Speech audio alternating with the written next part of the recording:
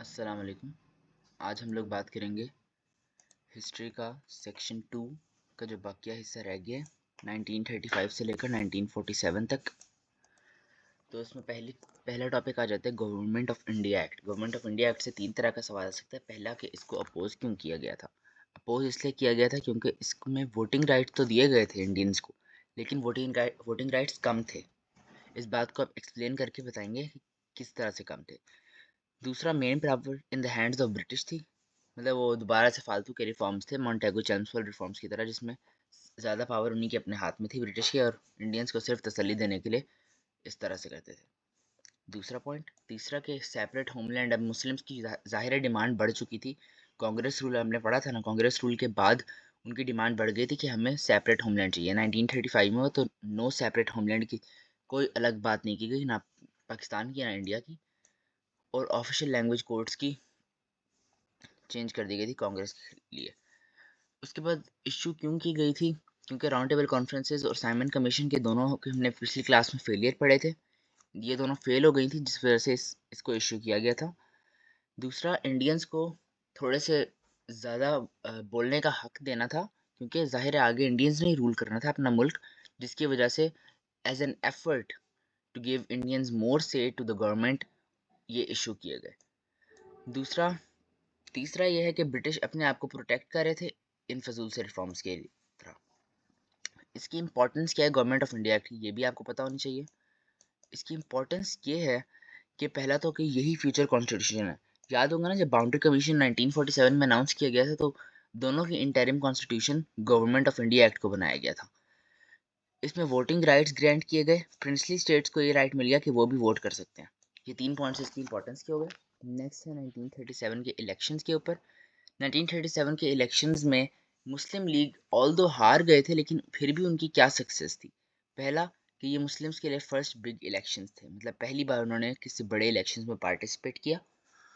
इसका इम्पैक्ट लिखेंगे कि इम्पैक्ट क्या पड़ा, कि वो प्रिपेयर हो गए अगले इलेक्शंस के लिए। अंडरस्टैंड वाई फेल्ड, उनको समझ आया कि वो फेलियर की उनकी रीज़न क्या थी। असल में वो गैदर कर रहे थे सपोर्ट बड़े बड़े एरियाज से, हालांकि उन्हें पता चला कि सपोर्ट हमें गैदर करना है छोटे एरियाज से, तभी हम लोग सक्सेसफुल रह सकते हैं, क्योंकि कांग्रेस का इन्फ्लुएंस छोटे एरियाज में ज़्यादा था और वहाँ के लोग ज़्यादा वोट देते थे। फिर है कि उनका इमेज प्रॉब्लम था, कि उनको as a trustful nation league view नहीं किया जाता, जिसकी वजह से वो फेल हो गए। तो उन्होंने इमेज प्रॉब्लम को इम्प्रूव किया, तो ये उनकी सक्सेस बन गई, और यही उनको फ्यूचर हेल्प हुई। जैसे कि आप 1945 के इलेक्शन देखेंगे, उन्हें 109 सीट्स मिल गई थी पूरे उसमें से। इंडियन नेशनल कांग्रेस की क्या सक्सेस थी कि उन्होंने वोट्स जीत लिए, उसके बाद कांग्रेस रूल आ गया, वो मजीद स्ट्रांग हो गए, उनकी गवर्नमेंट, कैबिनेट्स इंट्रोड्यूस कर दी गई, जिसकी वजह से उन्होंने ज़्यादा अच्छी तरह गवर्न किया। ये इसका इम्पैक्ट और हर पॉइंट का एनालिसिस लिखेंगे। पिछली वीडियो में आपको समझाया था 7 और 14 मार्क में किस तरह से अटेम्प्ट करते हैं क्वेश्चन सेक्शन 1 की। पॉलिटिकल इन्फ्लुएंस उनका बढ़ गया और उन्होंने न्यू स्कीम्स इंट्रोड्यूस की कांग्रेस रूल में, विद्या मंदिर स्कीम, वर्धा स्कीम, वंदे मातरम वगैरह वगैरह, और उनका पॉलिटिकल इन्फ्लुएंस बढ़ गया। 4 पॉइंट्स हो गए। किस हद तक ये सक्सेसफुल थे? इसमें आप मुस्लिम्स के फेलियर लिख सकते हैं 3, कांग्रेस की एक सक्सेस लिख सकते हैं, और या कांग्रेस के 3 सक्सेस लिख सकते हैं, मुस्लिम्स का एक फेलियर लिख सकते हैं। और इसमें बताएंगे फेलियर के मुस्लिम डिमांड नहीं थी, सेपरेट होमलैंड ज़्यादा बढ़ गई उनकी, की सोच कि हमें सेपरेट होमलैंड की ज़रूरत है, क्योंकि कांग्रेस रूल बहुत बुरा गुजरा उनके ऊपर।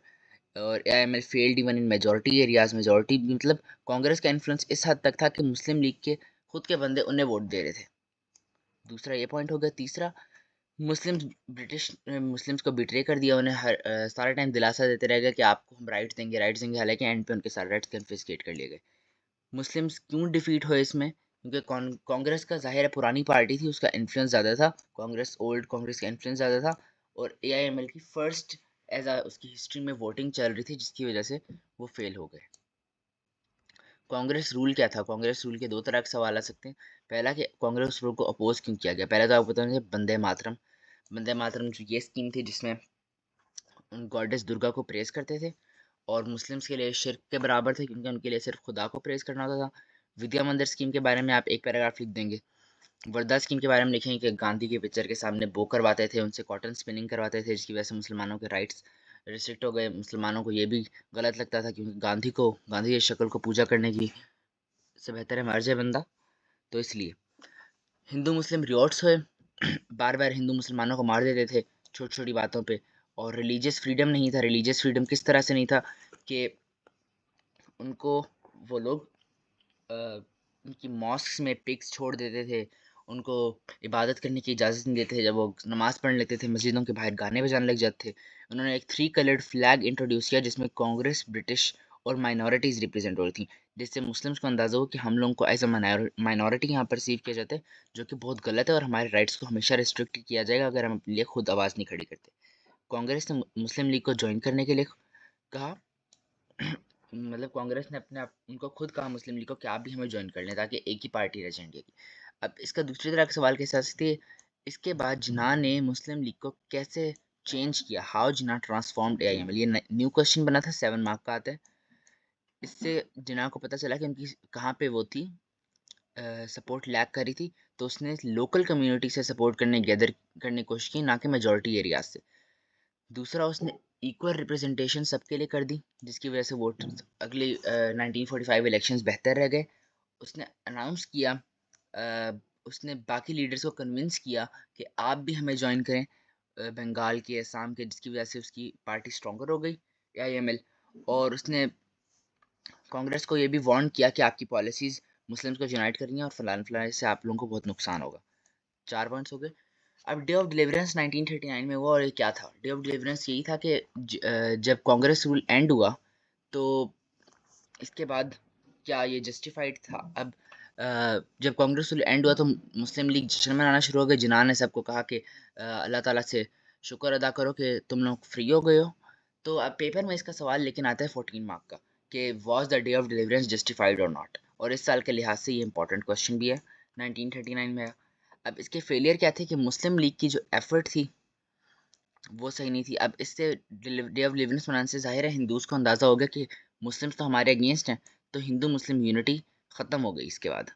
और मुस्लिम और ब्रिटिश के रिलेशन भी ख़राब हो गए क्योंकि ब्रिटिश ताज़े ताज़े वर्ल्ड वॉर से 2 से लड़ के आ रहे थे और वो एक वीक स्टेट में थे, जिसकी वजह से उन्होंने यही देखा कि मुस्लिम जश्न मना रहे हैं, यहाँ हम लोग वीक स्टेट में हैं।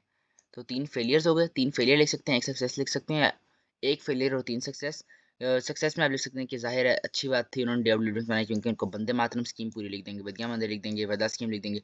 उनके ऊपर रिलीजियस प्रेशर था और कन्फ्लिक्ट्स बढ़े हुए थे। सारी वही कांग्रेस रूल के बारे में आप चीज़ें वगैरह लिख सकते हैं कि इस वजह से एक सक्सेस था। नेक्स्ट, पाकिस्तान रेजोल्यूशन 1940 में आया।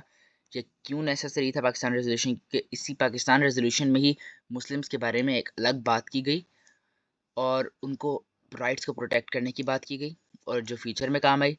उसके बाद उनको ये समझ आ गया पाकिस्तान रेजोल्यूशन के बाद कि इंडिया यूनाइटेड नहीं है। एक यूनाइटेड इंडिया में हिंदू मेजॉरिटी है और हमें अपने लिए एक सेपरेट होमलैंड चाहिए और मुस्लिम्स को कभी भी एक फेयर शेयर नहीं मिलता। इसकी इंपॉर्टेंस क्या थी, इस पे भी 7 मार्क का क्वेश्चन आ सकता है कि ये क्रूशल था पाकिस्तान की क्रिएशन के लिए क्योंकि इसी ने पाकिस्तान की बुनियाद रखी थी। इसने मुस्लिम कल्चर को और रिलीजन को प्रोटेक्ट करने का वादा किया गया था और मुस्लिम्स को यूनाइट कर दिया था एक साथ। ऑगस्ट ऑफर और अटलांटिक चार्टर 4 मार्क क्वेश्चन के लिहाज से इंपॉर्टेंट है। ऑगस्ट ऑफर 1940 में आई थी। 1940 में इसमें क्या बात की गई थी, लॉर्ड लिनलिथ को एक रिफॉर्म लाया कि एग्जीक्यूटिव काउंसिल को एक्सपेंड करते हैं, लोकल पार्टीज के पीपल को इंक्लूड करेंगे उसमें, इंडिया की नई कॉन्स्टिट्यूशन बनाने की कोशिश की जाएगी। कांग्रेस ने रिजेक्ट कर दिया और रिजेक्ट करने के बाद कांग्रेस ने क्या मैयर लिए कि गांधी ने सिविल डिसोबीडियंस मूवमेंट शुरू कर दी। मुस्लिम लीग ने रिजेक्ट किया क्योंकि सेपरेट स्टेट की जिक्र नहीं। अब आप जितने भी कॉजेज पढ़ेंगे ना, मुस्लिम लीग क्यों रिजेक्ट करेगी, क्योंकि सेपरेट स्टेट की बात नहीं होगी। और लॉर्ड लिनलिथ ने किए। अब इस पे 4 मार्क का क्वेश्चन आ सकता है और यहाँ भी 4 मार्क का क्वेश्चन आ सकता है, तो आपको 4 मार्क के लिहाज से अच्छी तरह प्रिपेयर होकर जाना है। अगर ऐसा क्वेश्चन आ जाए, आज तक दोनों नहीं आए, अगस्त, हाँ दोनों आज तक नहीं आए, तो इस पर अच्छी तरह इसको कर लीजिएगा क्योंकि 4 मार्क क्वेश्चन इससे बन सकता है।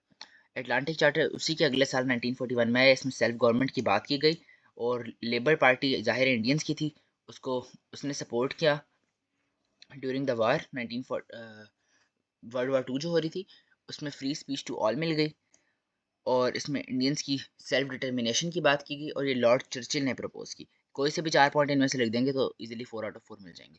नेक्स्ट था क्रिप्स मिशन, 1942 में आया था। क्रिप्स मिशन के 3 तरह के सवाल आ सकते हैं कि वाई इट फेल्ड, उसके बाद वाई वॉज इट सेंट, और इसकी इम्पोर्टेंस क्या थी। ठीक है, अब ये फेल क्यों हुआ? क्योंकि इसमें सेल्फ रूल की बात नहीं की गई थी, नो सेल्फ रूल। इसमें पाकिस्तान की कोई बात नहीं की गई थी। देखिए दोबारा, नो सेपरेट स्टेट पाकिस्तान की बात आ गई। सेल्फ रूल की बात नहीं थी, इंडियंस को सेल्फ रूल चाहिए था और ब्रिटिश को प्रेशराइज करना था क्योंकि वो वर्ल्ड वॉर 2 लड़ रहे थे उस टाइम। ठीक हो गया, 3 पॉइंट्स हो गए। इनको डेवलप करके आप खुद लिखेंगे। क्यों भेजी गई थी? ताकि कॉन्फ्लिक्ट्स को रिजॉल्व करें जो मुस्लिम और हिंदूज के दरमियान में। ब्रिटिश ने कोशिश की कि to resolve the conflicts, Indian support gain करने के लिए, ताकि वो हमें वर्ल्ड वॉर 2 में हेल्प करें।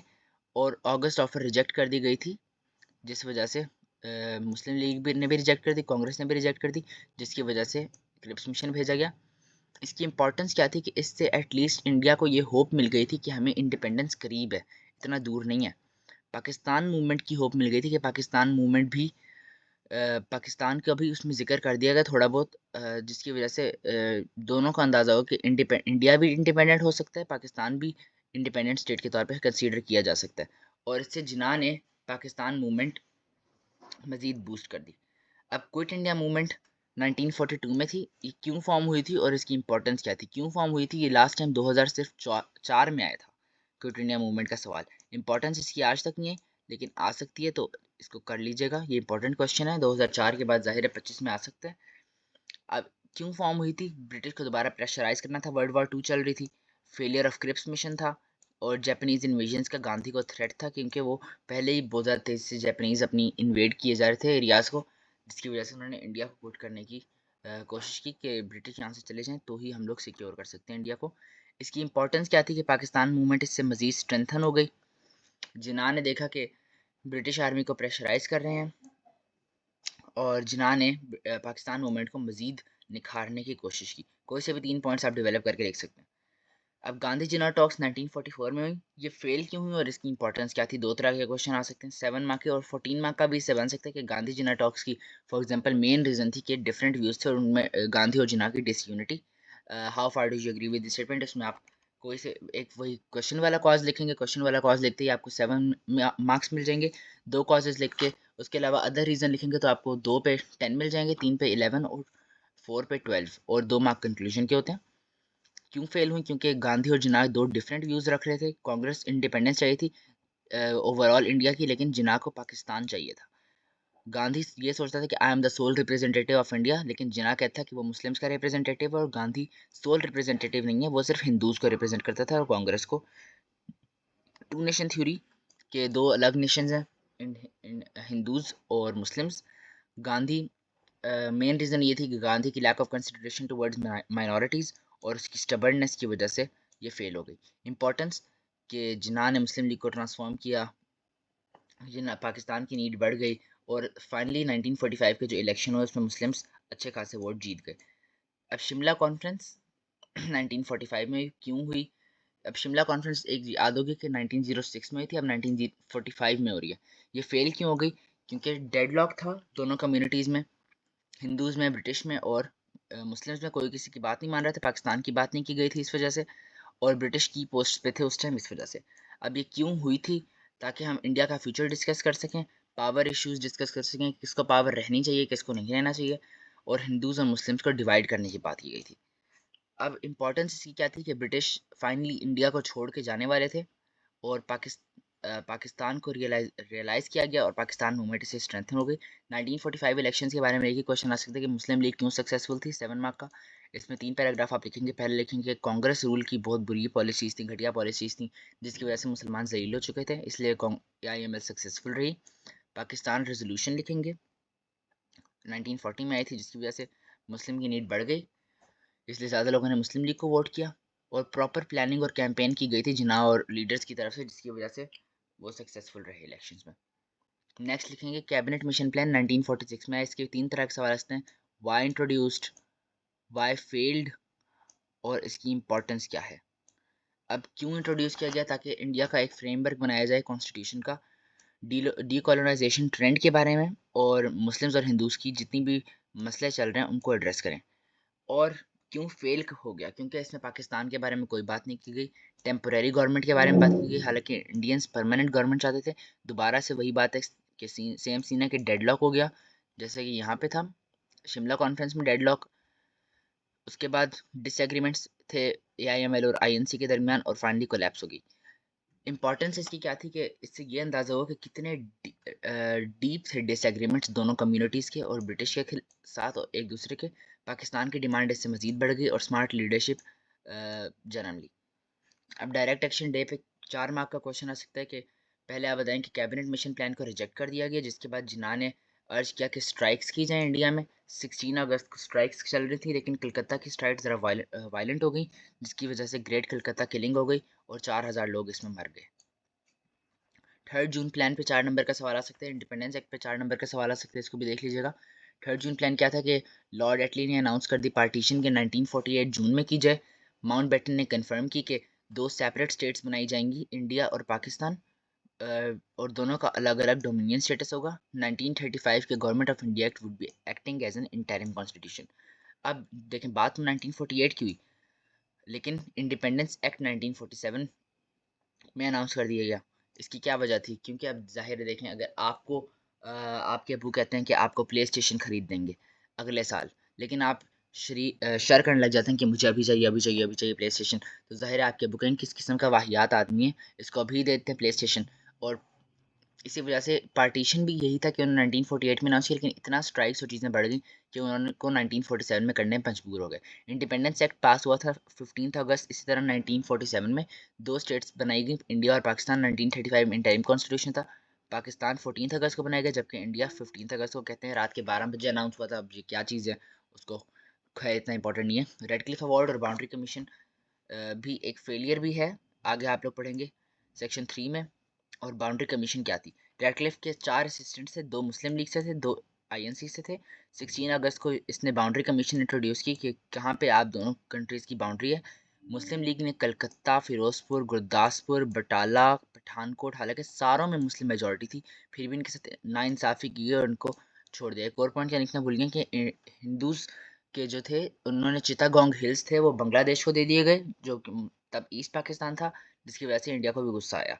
और जिन्ना ने बेशक वो कबूल नहीं करते, लेकिन उसने कहा कि ना मिलने से कुछ तो मिल रहा है तो बेहतर है, तो he unwillingly accepted the award. Last question है कि रिफॉर्मर्स पे, अल्लामा इकबाल, रहमत अली और जिन्ना पे। अब अल्लामा इकबाल की पहले क्वेश्चन आ सकता है कि why was he an important influence. Important क्यों थे? क्योंकि उन्होंने 2 नेशन थ्योरी दी, उनका पोइट्री पॉलिटिकल इन्फ्लुएंस उनका ज़्यादा था, और हमेशा से वो स्ट्रॉन्ग अपोजर और ब्रिटिश और सेपरेट होमलैंड की बात करते रहे, उनका इन्फ्लुएंस ज़्यादा था।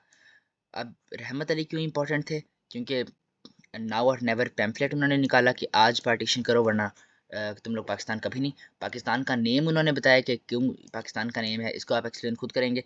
Vital role in Pakistan movement को उन्होंने स्ट्रेंथन किया। मोहम्मद अली जिन्ना, ऑल्सो उन्होंने इस कायदे आज़म के ऊपर क्या क्वेश्चन रख सकते हैं, उनकी अचीवमेंट्स आ सकते हैं कि जिन्ना की फॉर एग्जांपल मेन अचीवमेंट थी 14 points. How far do you agree, 14 mark का, तो इसमें आप 14 पॉइंट्स पे पहला पैराग्राफ लिखेंगे और 3 एक्स्ट्रा पहले बताएंगे। 1929 में उनकी 14 पॉइंट्स दिए। 1937 इलेक्शंस के बाद आपने पढ़ा है ना कि उन्होंने मुस्लिम लीग को रिफॉर्म करने की कोशिश की। उन्होंने अपना सपोर्ट और लीडरशिप बढ़ा दी मिड 1938 में। उन्होंने डे ऑफ डिलीवरेंस सेलिब्रेट किया 1938 में, ऑल दो it was a failure. Pakistan resolution उन्होंने 1940 में पास की लाहौर में, जिसको हम लाहौर रेजोल्यूशन भी कहते हैं। गांधी जी ने टॉक्स की 1944 में, डायरेक्ट एक्शन डे और 3 जून प्लान 1947 में, उनका क्या रोल था इस बारे में आप बता देंगे। उम्मीद है आपको समझ आया होगा। अगर समझ आ गया, चैनल को सब्सक्राइब कर लीजिएगा, वीडियो को लाइक कर दीजिएगा, नीचे कमेंट में कोई बात अगर आपने पूछनी हो तो बताइएगा। चैनल को सब्सक्राइब इसलिए कर लीजिएगा ताकि अगर नेक्स्ट वीडियो हो तो आपको उसमें नोटिफिकेशन आ जाए और आपको कुछ फ़ायदा हो जाए। अल्लाह हाफिज़।